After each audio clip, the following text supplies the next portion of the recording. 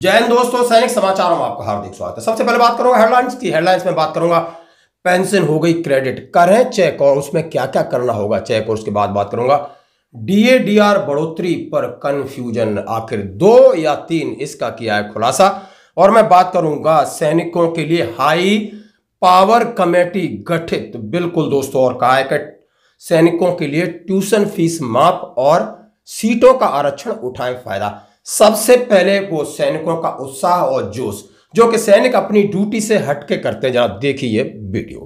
Hello guys, तो आज हम लोग काफी मुसीबत में फंसा हुआ था। आज काफी सीरियस कंडीशन पेशेंट को हम लोग तेजपुर लेके जा रहा था गाँव से। तो हम लोग सेला पे हम लोग फंसा था। हम लोग इंडियन आर्मी सर लोग ने हम लोग का काफी हेल्प किया। यहाँ पर चेन उन बांधने से लेकर हर कुछ किया, और हम लोग का गाड़ी मतलब वहाँ से खींच के टनल का यहाँ तक पहुँचा दिया है। तो हम लोग के लिए सर लोग का बहुत आभारी है हम लोग।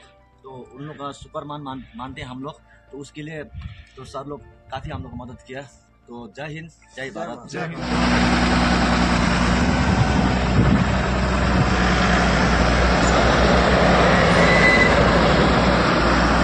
आप लोग का धन्यवाद मेरा sir, thank you so much sir. आप लोग ना, आप लोग नहीं होते तो हम लोग काफी मुसीबत से गुजरना पड़ता था। आप लोग का इसलिए। जैसा कि दोस्तों आपने वीडियो देखा, 12,000 फीट की ऊंचाई पर भयंकर बर्फीले तूफान का सामना करते हुए भारतीय सेना के गजराज कोर के भारतीय सेना के वीरों ने सैला दर्रे में फंसी एम्बुलेंस को बाहर निकाला और एक किडनी पेशेंट की जान बचाई। सैल्यूट माय हीरो और सैल्यूट भारतीय सेना। ये है जज्बा, ये उनकी ड्यूटी कहते हैं ना, इंसान की ड्यूटी क्या होती है। सैनिक हमेशा इसी तरीके से, इसीलिए उनकी इतनी इज्जत होती है, इसीलिए सेना की इतनी इज्जत है। यदि 1% मोरल करेज लोगों में भी आ जाए, पुलिस में इस तरीके का आ जाए, प्रशासनों में आ जाए, नेताओं में आ जाए, तो देश कहां से कहां जा सकता है। लेकिन यह सिर्फ और सिर्फ सेना की सिखलाई और सेना की सभ्यता, जहां पर मैं हमेशा कहता हूं कि जवान का एक डीएनए बनता है, वो सुंदर डीएनए बनता है, बिल्कुल दोस्तों। और अब बात करते हैं खबर की। पेंशन हो गई क्रेडिट। हाँ जी दोस्तों, अपने खाते चेक कर सकते हो, यानी आपकी पेंशन आपके खाते में जमा हो गई होगी। और सबसे पहले आपने चेक करना है बेसिक पेंशन, आपकी मूल वेतन ओआरओपी के हिसाब से। फिर जो डीए लगाया वो 53% उसमें ऐड करके चेक करिए। फिर आपकी रिकवरी कंपटीशन की है तो कितनी है, नहीं है तो सीधा आपका बैलेंस उतना बनेगा, यदि है तो उसको माइनस करके आपके अकाउंट में क्रेडिट होगी। और अपनी पेंशन स्लिप डाउन करिए। यदि किसी का नहीं आता है तो शाम तक आप इंतजार कर सकते हो। हाँ जी दोस्तों, यदि किसी का मैसेज नहीं आया है और शाम तक पेंशन नहीं आई तो एक बार हमें जरूर कॉल करें, हम बताएंगे कि क्या हो सकता है आगे की कार्रवाई। धन्यवाद दोस्तों, बढ़ते हैं अगली खबर की तरफ। अब मैं बात करूंगा डीए के ऊपर, जहां पर बड़ा कंफ्यूजन है, यानी अखबार वालों को कंफ्यूजन, डीए देने वालों को कंफ्यूजन और डीए डीआर लेने वालों को कंफ्यूजन, सबको कंफ्यूजन है। ऐसा आंकड़ा फंसा है जिसपे सबकी अलग अलग राय है।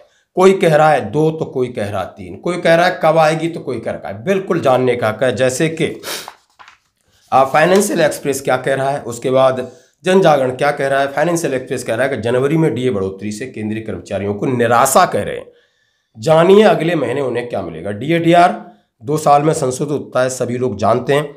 वेतन आयोग 7वें वेतन आयोग की खबर से केंद्र कर्मचारियों के लिए महंगाई भत्ते में संशोधन की घोषणा अगले महीने होने वाली है। यानी आप समझ सकते हो, बिल्कुल 14 मार्च तक होगी, घोषणा होगी और खाते में आएगा। केंद्र सरकार द्वारा वर्तमान में केंद्र सरकार के विभागों में कार्यरत केंद्रीय कर्मचारियों पेंशनर्स के लिए डीए और डीआर साल में 2 बार बढ़े। और जो एआईसीपीएन के आंकड़े कह रहे हैं कि इस बार आपका डीए 55.98% हो गया है।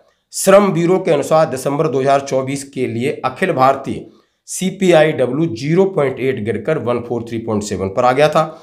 इस महीने के सीपीआईडब्ल्यू से पता चलता है कि जनवरी 2025 से प्रभावी केंद्रीय सरकारी कर्मचारियों के लिए डीए में 2% की वृद्धि होगी, और जिससे वह 7वें सीपीसी के तहत 55.98 55.98 हो जाएगी।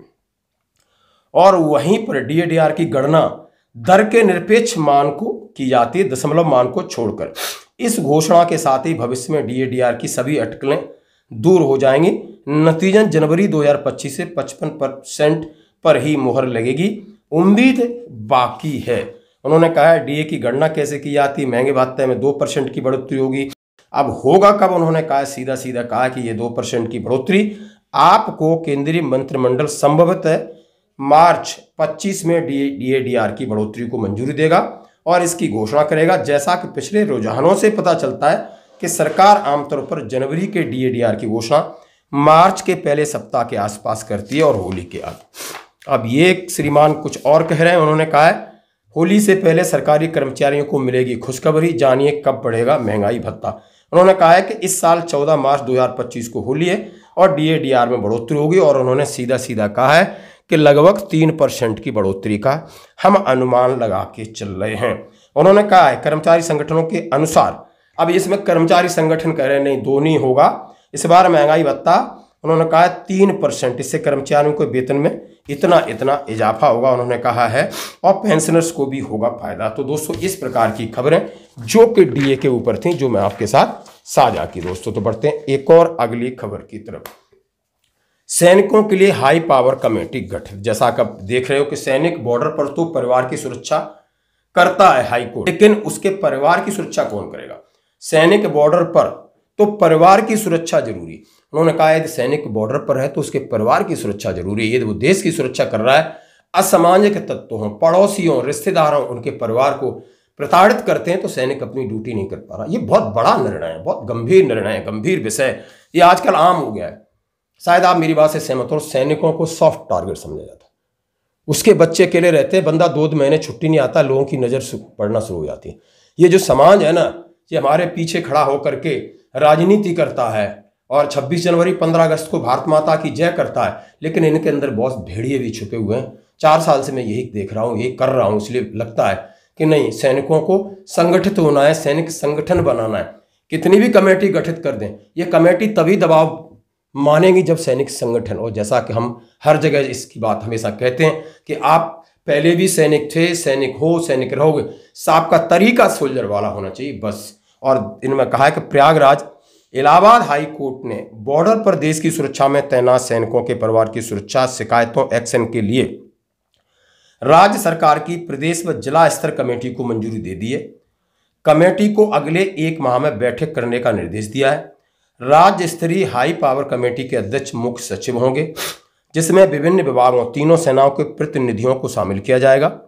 कमेटी की बैठक का फोरम 50% होगा और नियमित बैठक होती रहेंगी। कमेटी सैनिक परिवार की सुरक्षा शिकायतों पर निर्णय लेकर कार्रवाई करेगी। हर बैठक में सेना के कम से कम 1 प्रतिनिधि का उपस्थित रहना अनिवार्य है। आपने देखा कि इलाहाबाद हाई कोर्ट का आदेश है, इसमें सेना का एक रिप्रेजेंटेशन यानी एक जनप्रतिनिधि होगा, और वो चाहे आर्मी हो, एयरफोर्स हो, नेवी हो, वो अपनी बात रख सके। इसी तरह से जिलाधिकारी की अध्यक्षता में जिला स्तरीय कमेटी भी की गई है। आदेश न्यायमूर्ति अजय भनोट ने संवेदनशील सीमा क्षेत्र पर तैनात सैन्य कर्मी की फिरोजाबाद की सहायक अध्यापिका पत्नी याचिका पर, ये एक मामला ऐसा था कि सैनिक की पत्नी को प्रताड़ित किया गया था, उसकी कहीं जन सुनवाई नहीं हुई। तो माननीय न्यायमूर्ति अजय भनोट, उनको हम सलूट करते हैं, उन्हें इतनी संवेदना दिखाई फौजी के प्रति। बिल्कुल बिल्कुल बिल्कुल बहुत अच्छा लगता है। इस फौजी की रेस्पेक्ट है, क्योंकि फौजी के पास इज्जत के अलावा कुछ होता ही नहीं, केवल आरोपी। अब से बहुत सारा इसका केस है और केस के हवाले से चलो जो केस सामने आया तो उसका एक निराकरण भी सामने आया। अब मैं बात करता हूं concession of tuition fees reservation seat for wards of Indian army personnel by Shiv Nadar university. आप शिवनादर यूनिवर्सिटी में एडमिशन लेना चाहते हैं तो ये अपनी DIAV वेलफेयर वान से लेटर निकला है कि Shiv Nadar university Gautam Buddha Nagar Uttar Pradesh has offered concession in tuition fees reservation in seat ward of Indian army personal admission in university. उन्होंने कहा है कि ट्यूशन फीस माफ होगी 100% फ्री से फॉर अप टू 5 वीर नारी Indian army personal killed in action और battle casualty, उनके लिए 100% है जो किल्ड में एक्शन में मारे गए हैं, बैटल कैजुअल्टी हैं। और उन concession of tuition fees extended 75% up to 8 wards serving Indian army personnel, serving के लिए भी है। Concession in tuition fees in extend 50% up 12 ward of retired army यानी पर्सनल के लिए भी है। हॉस्टल अकोमोडेशन वगैरह ये सब आपको पे करना है। इसके नंबर हैं, ईमेल है। It is requested to formulate same environments at the maximum can benefit. सभी को आप जाइए DIV आभा सेक्टर और AW इसकी तरफ से ये खबरें। तो दोस्तों ये थी आज की खबरें, बने रही हमारे साथ।